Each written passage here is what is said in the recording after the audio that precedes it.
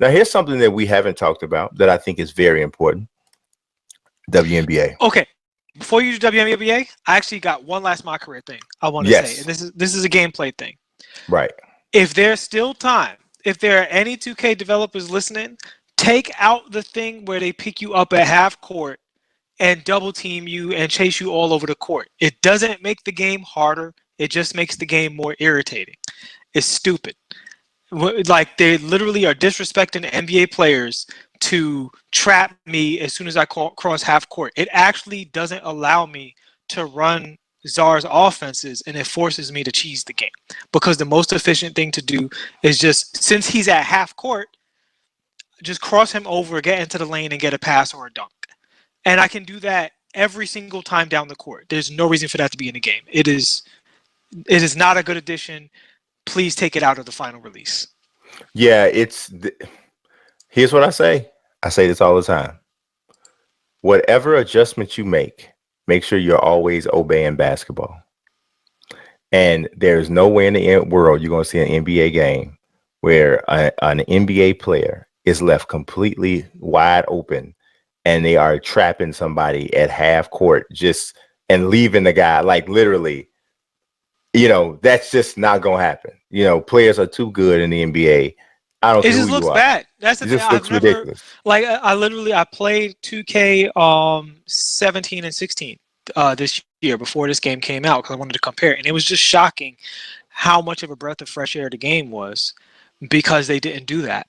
And I score 100 points in this game if I want to. You know what I'm saying? In 2K19, 2K20. I mean, in this demo, 50, easy. Like, it's not a difficult game, but you just make the game ugly with that kind of thing. And that's still in the game, and I think that is going to make my career a very short-lived aspect of the game.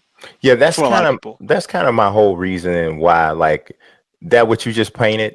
It's kind of my whole reason why I don't like it when people just say, "Oh, you just got to play on Hall of Fame all the time." You know why? Because there's things start to happen in the game that are not real. They're not real. It's not real basketball. It's like stuff starts to happen just simply to try to make the game hard. Yes. And that, it's like, dude, but that wouldn't ever happen. Like, Ryan Arcidiacono is not going to be 12 for 12 from 3-point range. I don't care if I did leave him open all 12 times. Right. But you're going to tell me he's going to make them all because he's got a 77 open shot 3 and I'm playing on Hall of Fame. No, that's not it. So that's what I don't like. And the reason I don't like it above everything else is because, well, number one, Czar puts up all these great videos talking about how to play the game, and then the computer comes along and tells everybody, no, play this way. If you wonder why people are pressing up on the ball handlers, because the computer's doing that, and so they figure, well, that must be how to guard the ball. Mm-hmm. The computer is not sagging off of you making choices about where you want to go and trying to put you into bad positions. Occasionally do that, and it feels really good when the computer genuinely fools you, when they make a really good rotation. There's certain things in the game, like, for me, when I play my career, I like to really play my career. Like, it's one of my favorite modes, to actually control one player and be part of a team. I've had really enjoyable my career campaigns where I averaged just 20 points, 9-10 assists, nothing outrageous, and we just win the championship. And my goal was, I want the superstar on this team to average his numbers or better. Mm-hmm. I don't want LeBron James averaging 14 points. I want him to get 27, 7, and 7, easy. And that brought me joy. But then when you treat my player special, I'm not allowed to do that. Now I'm going to average 17, 18 assists, and I'm not playing the game the way it's designed, and I have to go to an entirely different mode to experience the game the way it was designed. Yeah, like I said, always play basketball. Whether or not, no matter what the mode is, just make sure it's still basketball. All right, so now let's talk about the ladies. Yeah. WNBA. Now, I'm going to tell y'all, I put up some WNBA footage. Saw that earlier. 2 different games. Let me tell y'all something. Out of all of the things that I really, really loved out of 2K20 during the time I got a chance to play it, and even going back and watching over the footage that I had and the junior had, I might actually be the most impressed with the WNBA integration than I am of anything else in the game. And don't get me wrong, I'm not saying it's the best part of the game. That's not what I'm saying. What I'm saying is I am more impressed with that than I am with anything. Like, I don't think there's anything else that I saw in the game. Like, I liked a bunch of stuff, but I don't think there's anything else that I saw in the game that made me like, whoa. I mean, I am really surprised at the depth in which this was brought to this game. It wasn't lazy where they took female heads and put them on male bodies. They didn't take Sound like you female. talk about somebody. Yeah, they didn't take female heads and put them on a skinny male body and keep all of the male animations. They didn't do that. They didn't take the same announcers from the NBA experience and just have them have a few names plugged in there. And then when they were talking about a name that wasn't in the database, they just totally ignore it. They have their own announcers. It's the same announcers that you see in the My Player Builder, but there are full out stories. Yeah. Like literally narrative, whole nine while you're playing a WNBA game. It beyond that presentation stuff, it feels different. Yeah. And it feels appropriately different. You know, well, here's an interesting thing, Mazique, about the WNBA, and I want you to hold that thought. Yeah. So something about 2K, this is an old legacy thing. Actually, Czar and Jason Bad, a lot of people from the Operation Sports boards would really appreciate this. They used to make these rosters where everybody was 4 inches shorter and the ratings were just shaved off. And the reason is because 2K would break once people started to get 99s.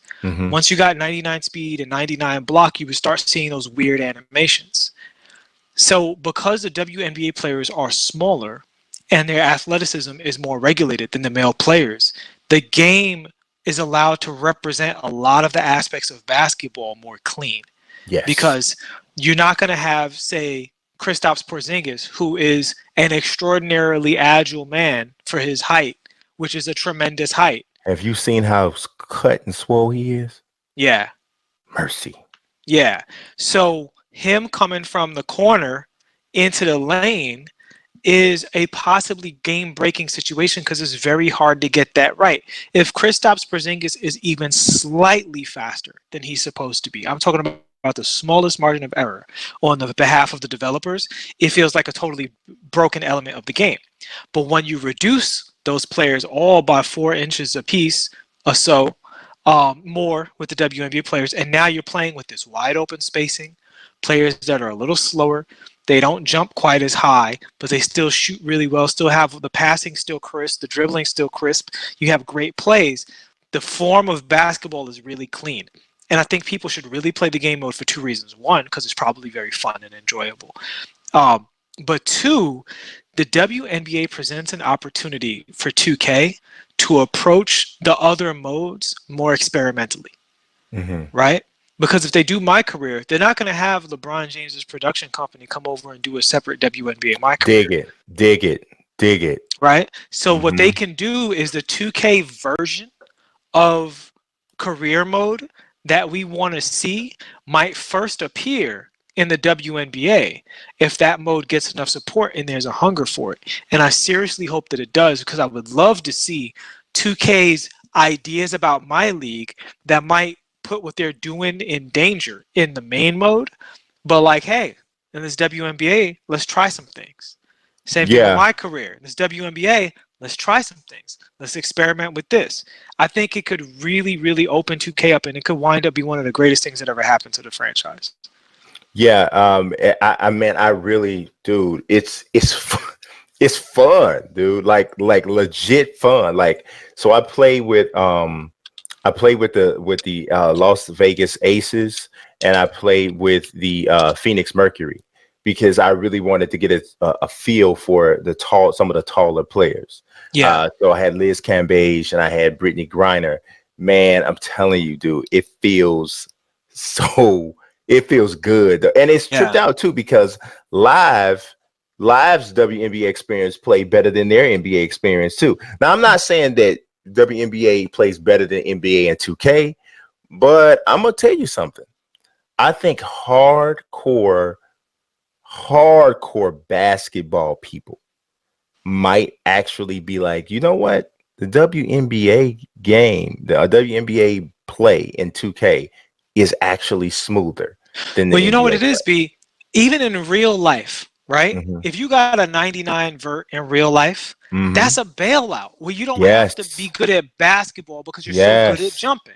Yes. You don't get that bailout in the female game because You their don't. athleticism doesn't reach Right. game breaking levels. They're Those people are athletic not playing in above the their own rim. right, but Yeah. it's not to that extreme. Even when they do dunk, it's not to the extreme.